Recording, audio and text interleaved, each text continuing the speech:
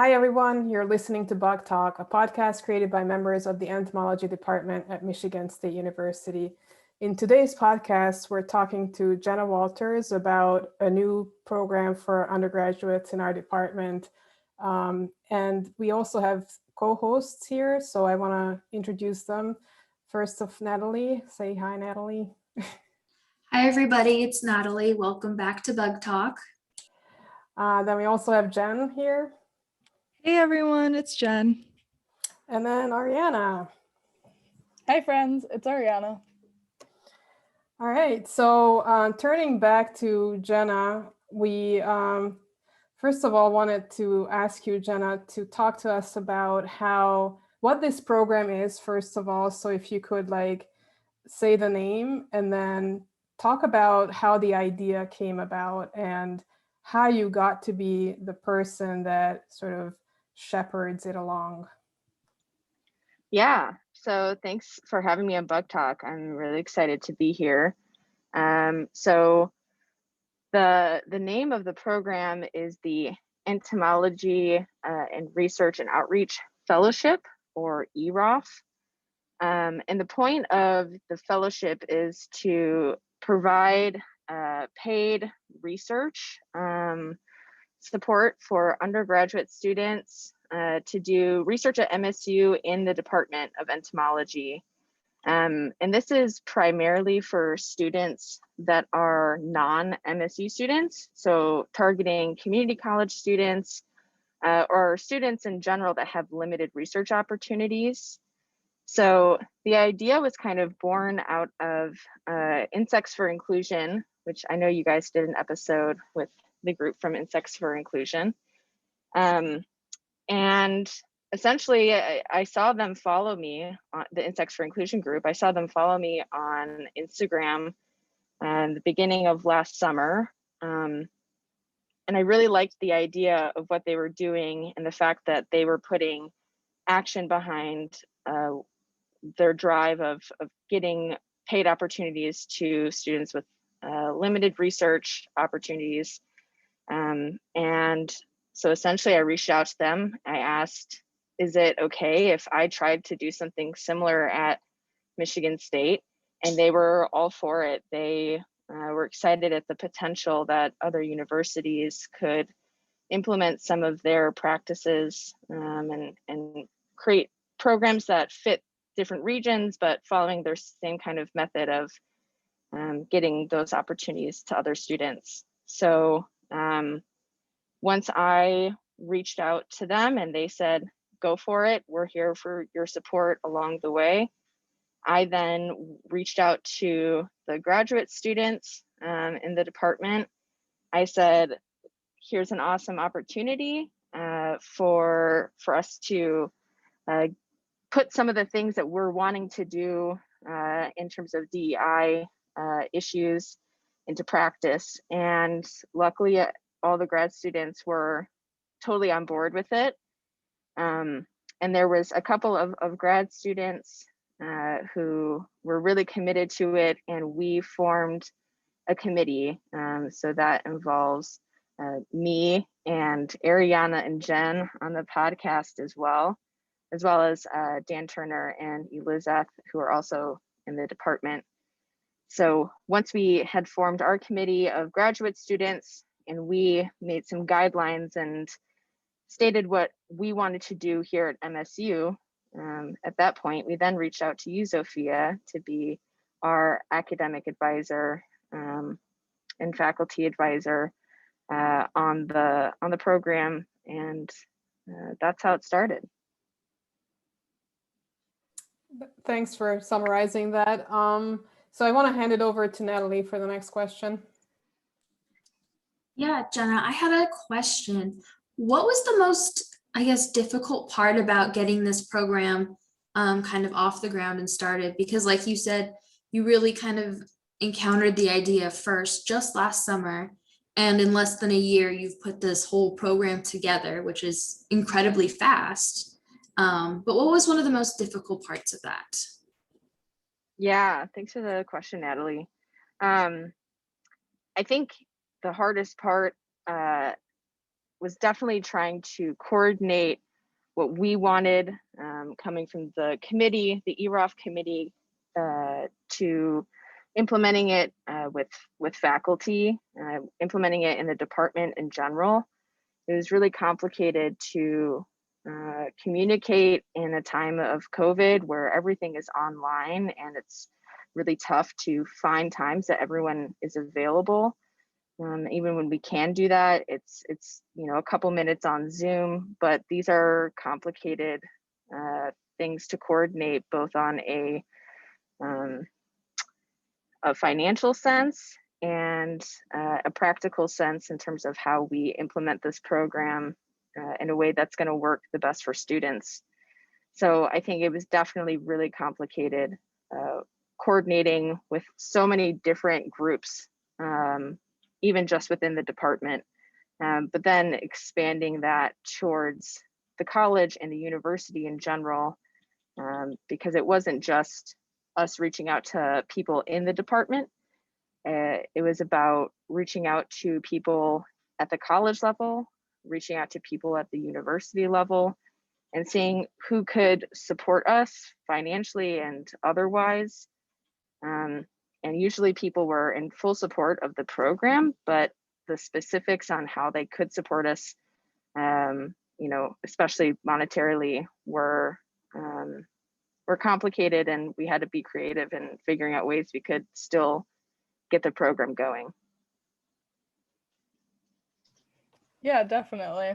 And I know so you were going on about funding and our issues there. How did the EROF committee go about getting funding for these students, these fellows coming in this summer? Yeah, so initially what we wanted to do is try to find ways that we could get funding so that whoever was hosting these students didn't have to contribute any funds.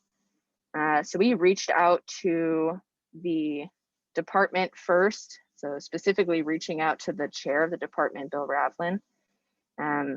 And he said, let's try to find ways higher up that we can maybe get this supported. At that point, we reached out to the college. We reached out to people on the DEI committee of the college. We reached out to the university, including Ag Bio Research, and tried to find ways that we could get financial support. And unfortunately, they couldn't give us any funds. We were trying for months, trying to coordinate how we could get funding from outside sources, and it was never able to happen. So we reached a point in the program where we said, okay, we don't have support elsewhere. How can we still make this program run that we have really built up over time? And we figured out a way where the department could support about 50% of the students' income. And then the rest of the support was coming from specific labs. So the grants that they have, that they would hire other undergraduate students, they gave to us so that we could hire the EROF fellows. So that's how we were able to overcome the troubles and finding funding. It was really coordinating and the generous support from faculty members who are really committed to making the program run well. Before I hand it over to Jen for the next question, I just wanted to explain something for a minute here, which is that the model that you mentioned, Insects for Inclusion in California, they funded their program very differently, right? So the idea is that if you want to create some sort of a fellowship or scholarship, you need to put a big down payment essentially into an account, which would then support that into hopefully eternity. So there's the obstacle of coming up with this huge lump sum cost, right? So that's something that we were trying to figure out how we could get to that point, because the way that Insects for Inclusion did it, they went to everybody in their department, and apparently they have very generous donors because they started throwing checks at them, and all of a sudden they had a couple, I think $100,000. I'm not sure how much money they had, but they had enough to be able to have that nest egg that they could put into a fellowship that could sustain itself. So that was sort of our idea, right, in our minds, that we could do it that way.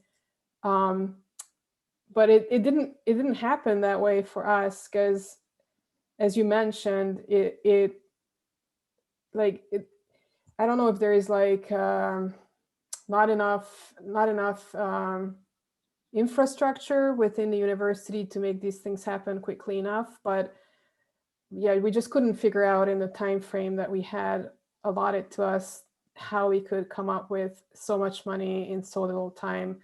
And so it's something that we're still working on and still haven't like thrown away the idea of, but it's definitely not as easy for us to do here as it was for the California group. Am I doing justice to that for those Yeah. that are involved? Okay. Yeah, absolutely. It definitely was, we saw, before we started to approach funding, we saw how quickly people for the Insects for Inclusion group at University of California, Riverside, how quickly their faculty and institution really gave money for that program to get started, and to help promote it, and as well as generate some outreach, they started doing artwork sales, which was something else that in our original plan we had considered, and something that we had a lot of really incredible artists within our department were willing to donate pieces for. But what we started to realize is that because we couldn't get that lump sum, like you mentioned, Zofia, to kind of jumpstart the program, we didn't have time to invest in the small support, the small print purchases that would eventually, build up to provide income to these students. We just didn't have enough groundwork laid out where that would be something that we could actually support. So that's why we had to go for kind of the bigger jump and use in part grant money, in part other departmental support. And the hope is that when we do this in following years, that we can build up support financially where we're not working constantly to get the sums that we need to support these students. Hopefully we have enough where we can follow in the Insects for Inclusion footsteps, where we incorporate some outreach, where we sell some artwork, and that will sustain us over time. But this first year, we really wanted to follow the momentum behind a lot of DEI workshops and concerns, and just the general culture right now, which is to put action behind your words.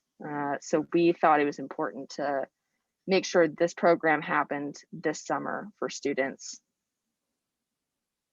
Right. Thanks for summarizing that. So I want to hand it over to Jen next for the question you have. Yeah, so funding has definitely, I feel like, been one of the biggest hurdles for us. And obviously with this program, this is just the first year we're doing it, but we want to keep it going and hopefully eventually, as you were mentioning, turn it into an endowment fund that can just keep going without having to seek funding every year. I thought we could talk a little bit about what are some ways people are listening that they could help keep the program going and make sure EROF, has many years to come. Yeah, thanks for that, Jen. It's a really good question. I think that the more we have public support for the program, the better. The more that people within our department, within our college, and within our university, but even broader than that, people within our field of entomology in general, supporting this initiative and initiatives like this is really important for its continuation in future years. So I think that the verbal support is a big thing for us, because if people see that people are wanting this program to continue and that it has these benefits, then it's likely to continue because it's in that public eye. But I think that also a good way for people to support the program is to donate and support Insects for Inclusion. That's not our direct institution, but they're the ones who gave us the idea, and they have the program set up where you can donate directly to them. Our hope is in the future that we'll have something set up where people can directly donate to us and directly support students. If you are interested in doing that, we're always able to accept donations that would be put into an account to support students, but we don't have the outreach and artist donations like Insects for Inclusion. I just want to jump in. If people do want to donate and have questions, feel free to email us, which is guessent@msu.edu, which is guessent@msu.edu. And I was going to mention that you have a social media presence too as well, right? So can you mention those? Yeah, so we have an Instagram and we have a Twitter, and those are at EROF_MSU. And then there's also a website, I believe, right? Yep, so if you Google the EROF MSU, it's a Google site. Maybe you guys can link the website in the show notes for people to contact as well. Yep, we shall do that. All right, so so I guess we went over the funding structure, very different from Insects for Inclusion. And I want to say there's like right now seems a little easier than what we had to go through, although I don't know all the details of what they had to like endure, but we came tenuously close to having to give up on the whole thing at one point. I have to admit, there were some dark moments in there. So good job pulling through and making it happen in a very different funding structure. And as we go forward, I think it's very clear that a more permanent solution needs to be in place than what we have right now. So that's what I guess the future is going to be working towards. Yeah, all right. Absolutely. So back to Natalie, I guess, for the next question. Go ahead. Yeah, so since we're moving away from funding now, it sounds a little bit like it'll be a little bit more fun to talk about like the recruitment process of the students. So how did you, I guess, go about spreading the word about EROF and applying? Because I think we had a lot of undergrads from a lot of different institutions. So how did you get that word out to people?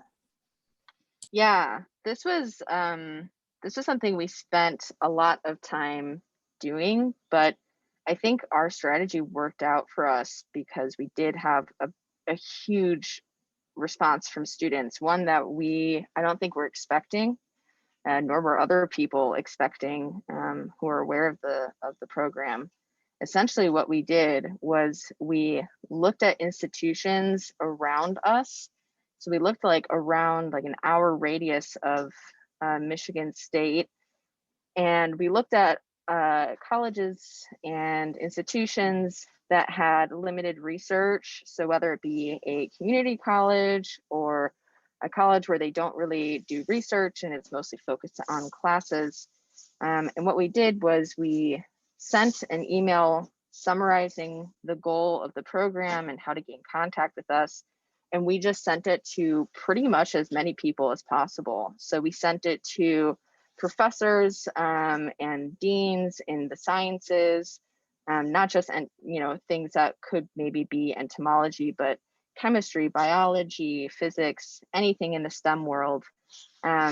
And we also sent it to academic advisors. So people at those different institutions who worked on getting students coordinated with different job opportunities or career opportunities. We sent them that contact information. we pretty much just asked people to spread it as wide as possible. And I think we were surprised at how widely it was shared, because it even went beyond the direct people that we contacted. So I think that people saw it as a really awesome opportunity for students, and it just kind of snowballed from one institution to the next and one person to the next.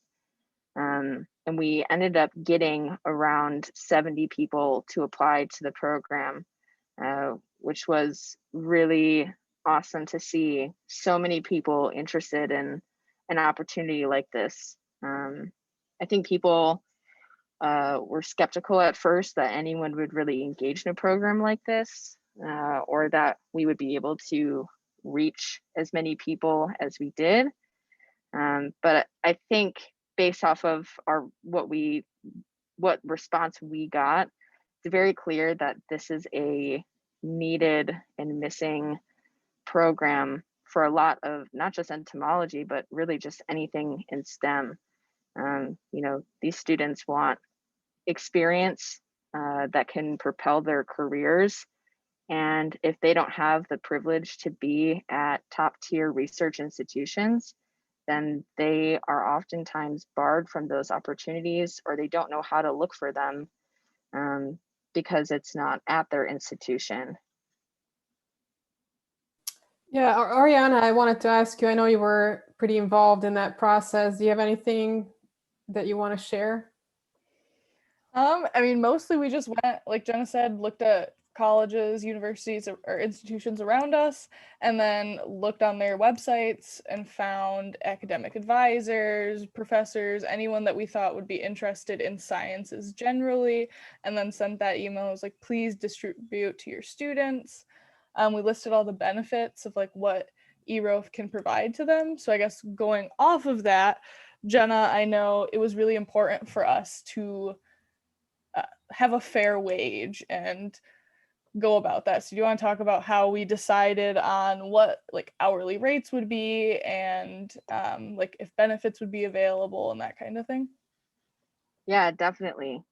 So the goal of the program is to reach people who have limited opportunities, which can be because of the institution they're at, because they are marginalized in general in science. And it's usually centered around the fact that people aren't able to afford school. They have to work, and they have to support themselves. They have to support their families. And the reason that people oftentimes aren't working at doing research is because a lot of groups have it be volunteer based rather than paid. Clearly, that only helps the people who don't live paycheck to paycheck, people who are oftentimes privileged in their opportunities. They can afford to do research and not get paid. But I think we realized that that's not the reality for a vast majority of people and a vast majority of students, particularly students that are not at MSU and are attending community college or other institutions that are not research based. So what we did was we looked at the living wage. So there's living wage calculators all over the internet. Just really easily Google it. So we looked at what a livable wage was for East Lansing.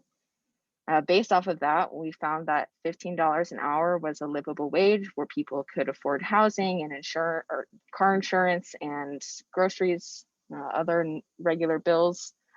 So we made it a firm stance that we were not going to pay under that wage, which I think brought us some challenges as well, but it was something that we weren't really willing to compromise on because we knew how important it was to get people a paid wage.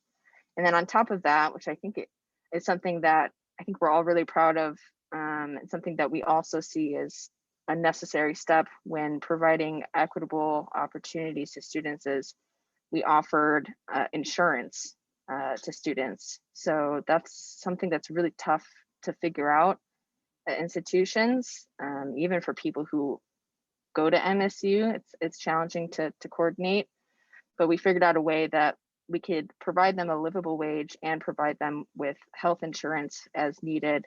So it's a competitive job compared to other jobs, while still fulfilling the needs of someone to live in our area. Thanks. Do you know if this was something that the Insects for Inclusion's team did as well? I can't imagine how much it would be in California to Yeah, have a living wage. I know that they are, it is paid, absolutely. I don't know to what extent they looked into like livable wages or insurance. But for us, we definitely wanted to make sure it was something that people could afford if they lived here, and insurance as needed. Great. So then I want to turn it over to Jen for the next question. Yeah, so I thought we could next transition it into the interviewing process, which personally, that was one of my favorite parts. I thought it was super fun getting to know all the applicants and all the students that were interested. So I thought maybe you could talk about how it was first interviewing people during a pandemic, and kind of a little bit more about who were we looking for, what were we looking for exactly in an applicant, and also how did we get through, we had, as you mentioned, like 70 applicants, and that was quite a process. I thought you could talk about how we got through all those applicant interviews. Yeah, it was certainly a process. There was a lot of people, and luckily we were able to go through a lot of the applications we received pretty quickly. So our initial application that we sent out, we didn't ask for really any details other than contact information, where they're currently getting a degree in, what year they're in, and that was pretty much it.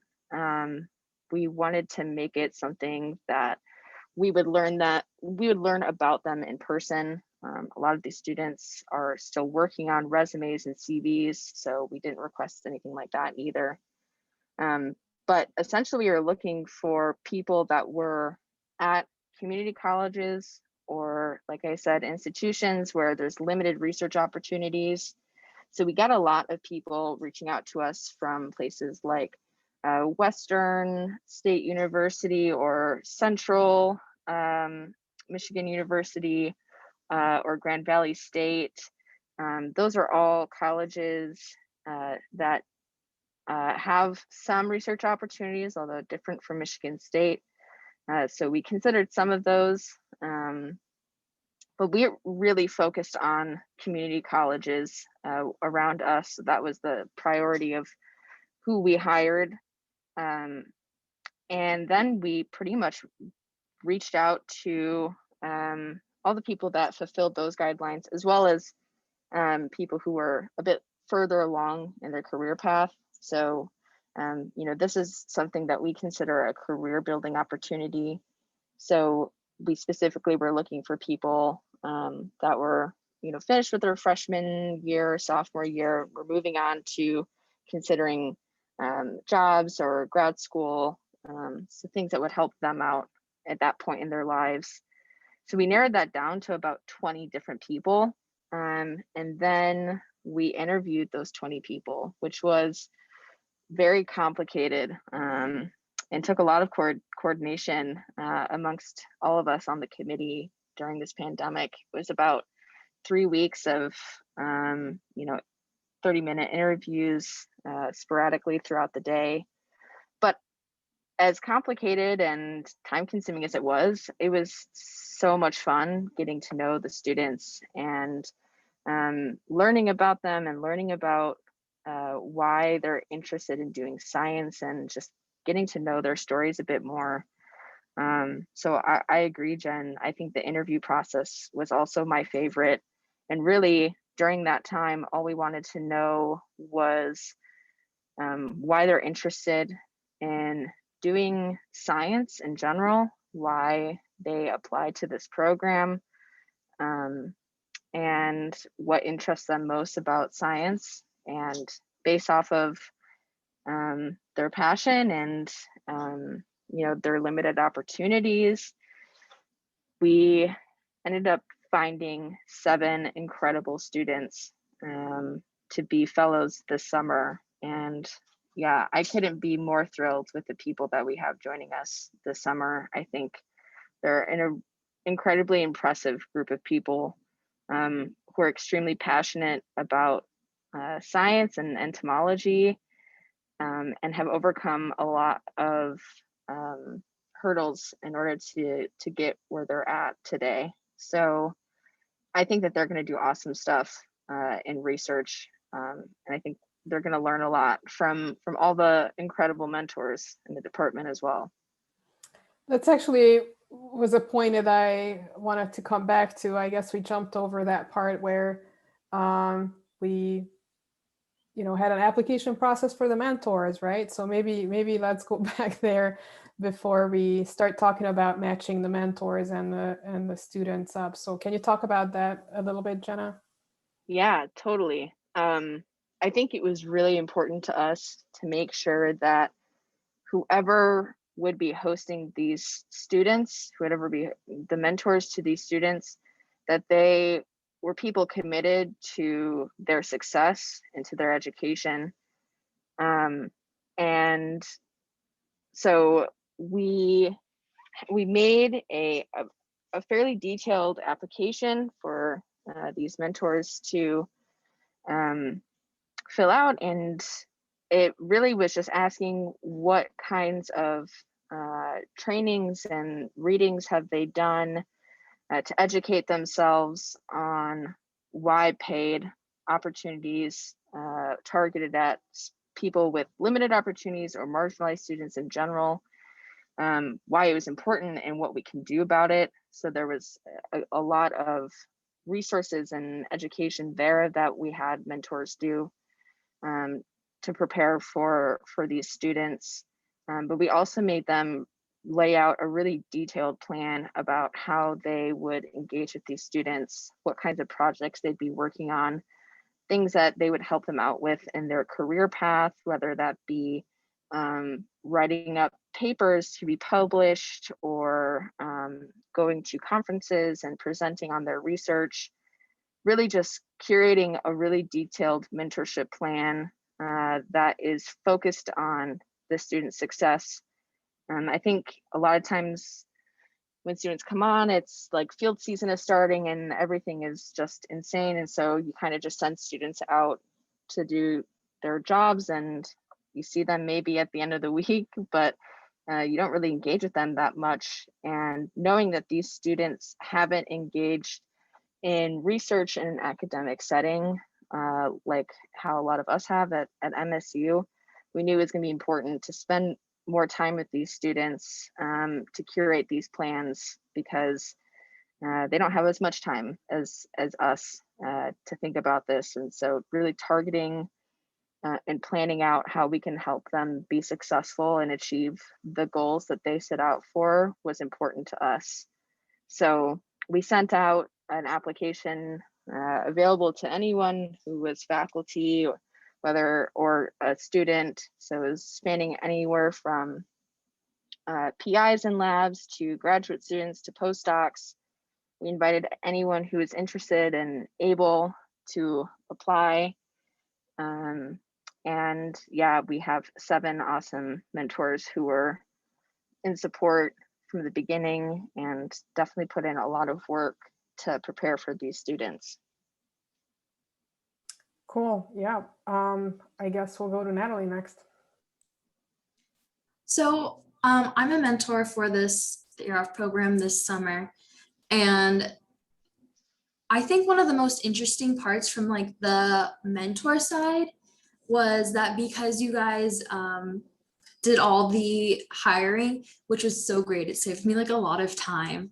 And I personally didn't feel hesitant about this because I know everybody that's on the committee and I know them pretty well. But in our mentoring meeting that we had of just mentors, there was some hesitation about because we had never met the students before and then working with them all summer. So how did, I guess, then we have these mentors who completed these applications and we have so many fellows that want to be part of the program. How did you then go about matching mentor and mentee? Yeah, I think that a huge benefit of having the committee of grad students and Sophia is that we really touch on a wide variety of different places in the department. And I think we all know the people who applied personally to some degree, and we have a good understanding of their personalities and their research group, and what their lab kind of does. And knowing that in our heads and knowing who we would have as mentors before going into the student applications was really helpful, because as the students started to explain what their passions were, what their interests were, things that they would want to learn in their fellowship duration. It wasn't always things that were directly targeted in entomology. Sometimes it would be someone who was interested in data science, and that's what they're going for in their undergraduate degree. And so we can pair up those individuals with labs who are really focused on looking at data, looking at data science in general with respect to entomology. So it was a combination of matching up personalities based off of the interview that we had with these students, and knowing who these mentors were, as well as the projects and types of things that these students were interested in doing, and the goals and duties of these different labs that these people work in. So we really focused on making sure that they were researching something they were interested in, but also working with someone that they would get along with. I just wanted to add something to that, because I don't think it came through. It wasn't just like the committee deciding who the mentees are going to work with, but so on that mentor application that we mentioned earlier, mentors had to give a short description of the project that they were going to be offering, and that was ranked by the students, right? So the students or the potential fellows had a say in what they were interested in, and so they could rank projects top 1, 2, 3 that they wanted to work on based on these descriptions, which I thought was, really good, because not everybody got their number one choice, because we just didn't have that many, but it allowed this this student to have some say in their future career potential or career plan. Yeah, and all the students, our 7 fellows, got their top 3, which is still, because we had 7 projects and we were able to place them, so everyone got within their top 3, which I think is really good. So okay, Jenna, so we went through the mentor applications, we got 7 awesome mentors, we went through student applications, got 7 awesome fellows. They're paired. What is the next step for our fellows? What's happening this summer?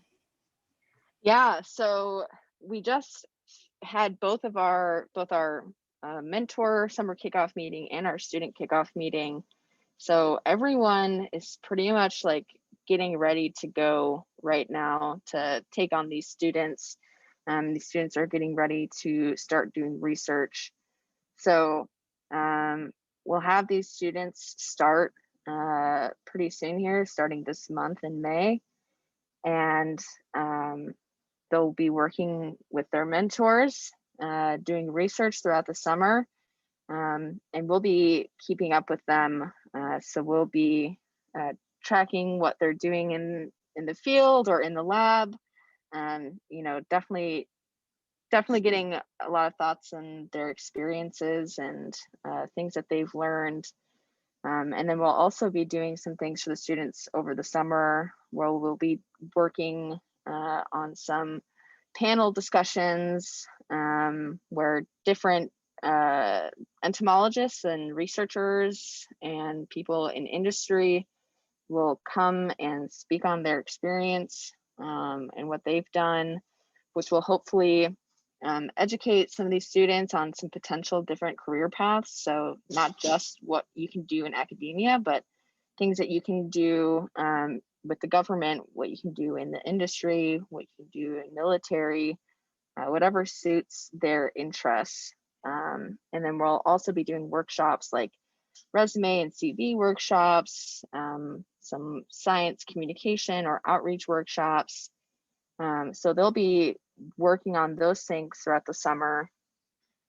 And something I think I'm really excited for, I know everyone else is, who's on the committee as well, is we'll eventually be organizing a symposium at the end of the summer where these students have the opportunity to present some of their work and some of their findings to the department in general, which is, you know, it's daunting, but it's really exciting to be able to speak to the department and say what they've learned and what research they've done.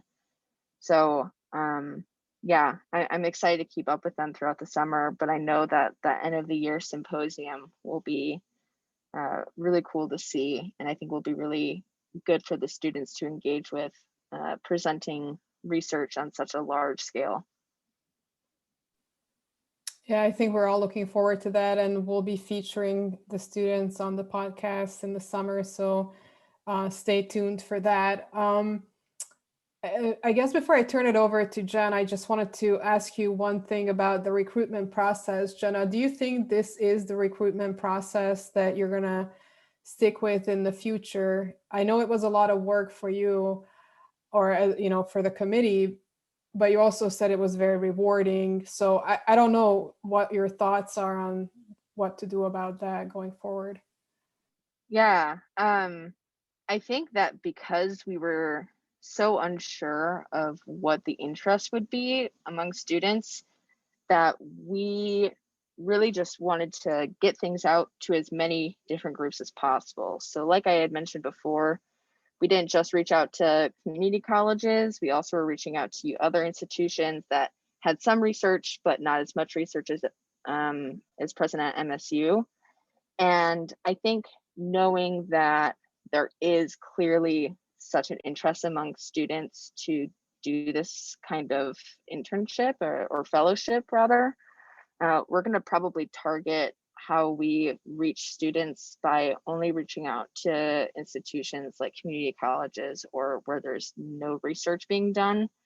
That way we can continue to target students with these limited opportunities, and it'll probably be maybe not a lot. Hopefully we still get a lot of people applying, but maybe a little less work on our end sifting through people who you know, can try to find research opportunities at their institutions. So I think we'll change in the way that we'll continue to narrow down what institutions we target, and being a bit more selective and you know, the students that we target as well.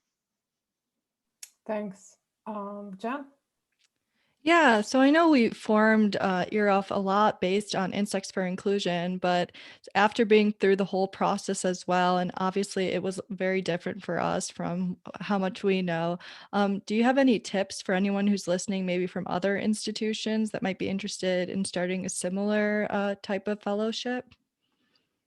Yeah, absolutely. I would say that it is something that's daunting, but I can't encourage people enough to just try. Um, I think that it can be hard to kind of conceptualize on the surface, especially if it's just one individual. Like for me, you know, I thought it was awesome. And as one individual, I couldn't have made it happen. But when I reached out to other like-minded people, you know, faculty, graduate students, there was support for it. There's a community of people who are willing to put in the time and willing to put in the effort to make something happen. It's going to be different at every institution. So I think that a lot of the lessons that the coordinators for Insects for Inclusion learned were passed down to us, and we had to learn new things along the way as well. So people who are interested in doing something similar, you know, I hope that whoever that is, they take some of these lessons that we learned, but just know that it's going to be different no matter where you are. But trying and just putting your foot forward and seeing what you can come up with is the biggest and hardest first step, because once people know that it's on their radar and they're starting to work towards it, then it's a bit easier, and you get some momentum behind it as well. So my biggest piece of advice is just try. Thanks for that, Jenna. I want to start wrapping up here. I really appreciate that you shared some time with us today. I wanted to have you come on the podcast now because I know that you kind of reached the end of a phase, so to speak. You know, you've done the hiring, everything is all set to get started with the students working in the lab. So I feel like this was a good time to check in. But I would like to have you back at the end of the summer again to talk about the experiences that you've had, especially with these career development opportunities that you talked about that are going to be happening over the course of the summer. Yeah, absolutely. I would love to come back and share some new insights and things we've learned. And I'm really excited for students to join the podcast as well and share some of their experiences and things they've learned. And another thing that I'll say is that anyone out there who's interested in doing something like this, please please feel free to reach out to me or reach out to Jen or Ariana. You know, we're happy to talk to anyone about this that's interested. Yeah, that's a good point. And you can find us at the links that we're going to leave in the show notes. So feel free to reach out. So with that, I think we're going to finish for today. Thanks for listening to us. And thanks for everybody that joined us today, Natalie, Jen, and Ariana, for the great questions. And thanks most of all you, Jenna, and the committee for organizing this in the middle of a pandemic. You know, that's like, it's no small feat that you did this, and then layer on top of that a pandemic is really amazing. Nothing short of amazing. So I just wanted to say that. Thanks, Sophia. I appreciate that. Yeah, I think we're all really excited that it's come to fruition, and it's going to continue to grow. And we'll be back to hear more about it. Yeah, all right. Excited to be back. Thanks everyone for listening, and we'll see you in the next one. Bye.